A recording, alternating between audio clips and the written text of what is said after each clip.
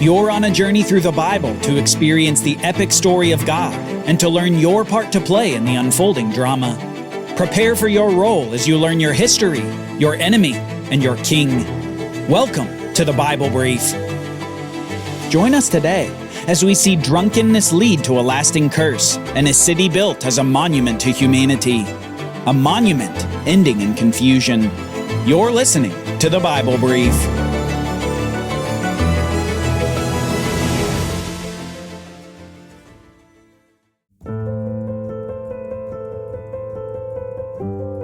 The Bible story is arching to unpleasant places. We've seen the story of humanity after the fall of man in the garden. We saw Cain murder Abel, and then we saw the birth of Seth, who replaced Abel as an offspring, through whom the eventual promised seed of the woman would come. Then we saw mankind spiral into sin until they were so bad that God reset the world with the great flood. Despite all this, however, God saved Noah and his family as a group that would restart humanity on the earth. God said to them, "Be fruitful and multiply and fill the earth." And the humans again set off to begin fulfilling God's mandate. It's here after the flood that we see a new promise made to Noah and all creation. And this promise happens just after Noah has made his sacrifice to honor God. God promises, in something that we'll call the Noahic covenant, that he will not flood the whole earth again in judgment. The worldwide flood was a one-time event, and he gives the world a sign to demonstrate that he won't do it again.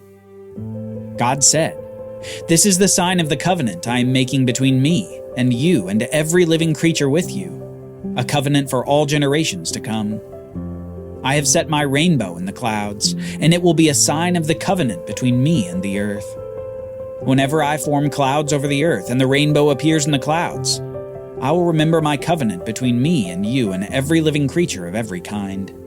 Never again will the waters become a flood to destroy all life, and whenever the rainbow appears in the clouds, I will see it and remember the everlasting covenant between God and every living creature of every kind that is on the earth." God has made his promise, and now the rainbow is the constant reminder to God and man that God will not flood the whole earth again in judgment. It's soon after this promise that we see another echo of the beginning. These humans have been given a similar mandate, and now we'd see an echo involving a similar fact pattern as well. A garden, fruit, nakedness, and sin. It all starts when Noah plants a garden, a vineyard in fact. And in the course of time, Noah gets drunk on the wine that he's produced from the fruit of the vine. Apparently, he gets very drunk, so drunk that he ends up totally out and totally naked in his tent. And the plot thickens considerably when someone walks in to Noah's tent. Soon one of Noah's sons comes in and sees his father's nakedness, and instead of covering him up, he goes and tells his brothers about Noah's state. This was a wicked and ungodly thing to do. Remember, when Adam and Eve were naked, God covered them up with an animal skin. Noah's son, in contrast, decides to spread the news of Noah's nakedness in a shameful way. He tells his brothers, and these two brothers actually deal righteously with the awkward situation. They enter the tent, refusing to look on their father, and cover him up so that he's no longer exposed. Noah soon wakes up from his drunken stupor, and he quickly finds out what has transpired while he was incapacitated. While Noah certainly shouldn't have been in such a state, he yet hands out blessings and curses because of the actions of his children. He blesses his two sons who covered him up, but he curses his wicked son's son. He curses his grandson Canaan. He says, "Cursed be Canaan, a servant of servants shall he be to his brothers."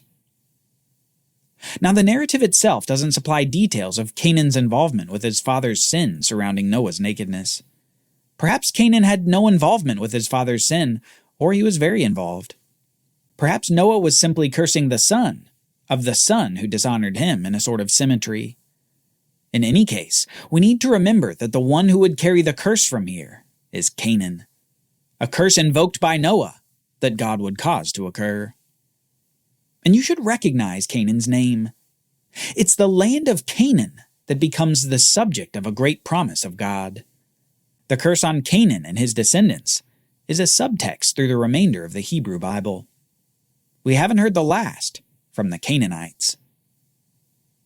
So after this episode of blessing and cursing upon this nakedness event of Noah, we end up in a similar place as before the flood. We see all of Noah's offspring begin to repopulate the earth, and generation after generation passes, until many years later, we come to a significant event involving a city, a tower, and a language. Now the whole world had one language and a common form of speech. And as people journeyed eastward, they found a plain in the land of Shinar and settled there. And they said to one another, "Come, let us make bricks and bake them thoroughly." So they used brick instead of stone, and tar instead of mortar. "Come," they said, "let us build for ourselves a city with a tower that reaches to the heavens, that we may make a name for ourselves and not be scattered over the face of all the earth." These people in the land of Shinar are interested in honoring themselves instead of God. They're building a monument to human achievement, and they're disobeying God by not filling the earth, which was part of God's mandate from the beginning. Remember, God had said, "Be fruitful and multiply and fill the earth." But instead they're trying to concentrate in a particular place to avoid being scattered across the earth. This development doesn't escape God's notice. Then the Lord came down to see the city and the tower that the sons of men were building. And the Lord said, "If they have begun to do this as one people speaking the same language, then nothing they devise will be beyond them. Come, let us go down and confuse their language, so that they will not understand one another's speech."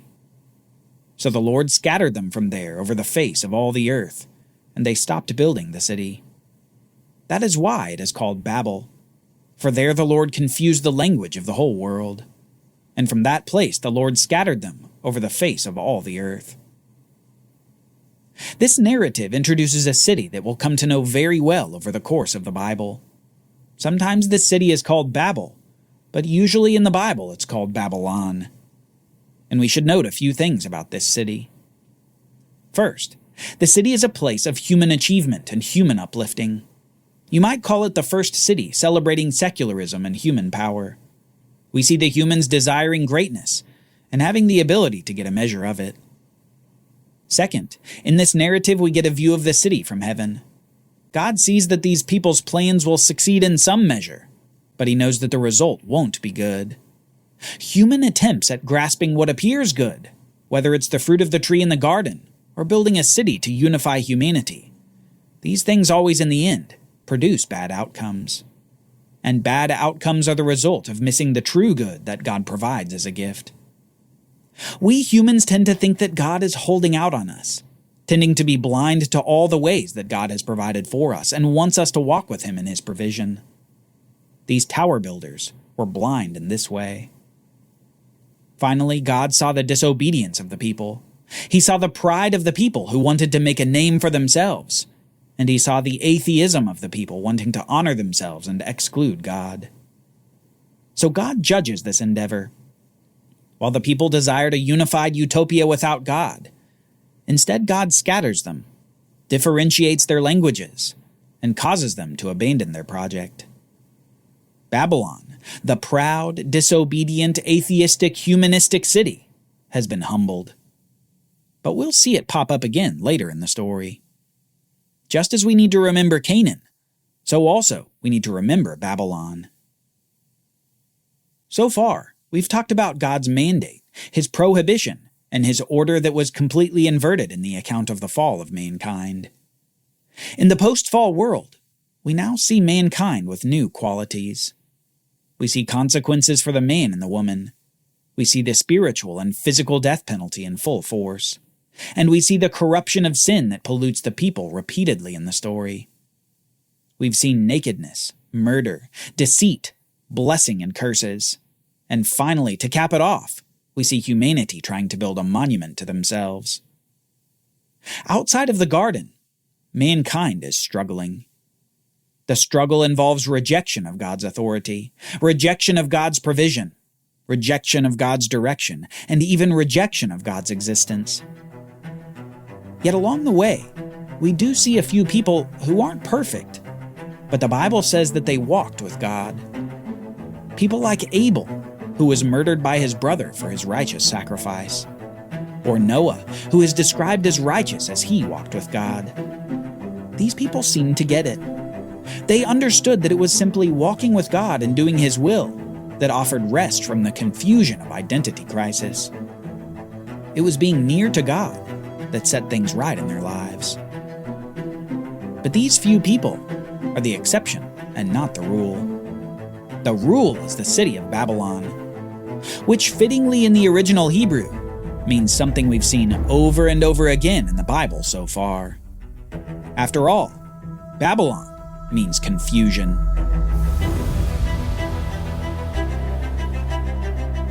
Join us next time as the plan of God is further revealed.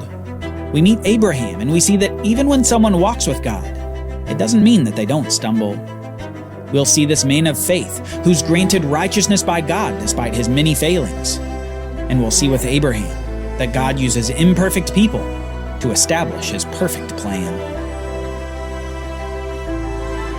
For Bible readings, reflection questions, and quizzes, don't miss the Bible Brief app. Available on iOS and Android so you can go deeper into the story. The Bible Brief is a project of the Bible Literacy Foundation, a nonprofit dedicated to helping you learn the Bible. Give to support the Bible Brief by visiting BibleBrief.org or tap the Give link in the show notes.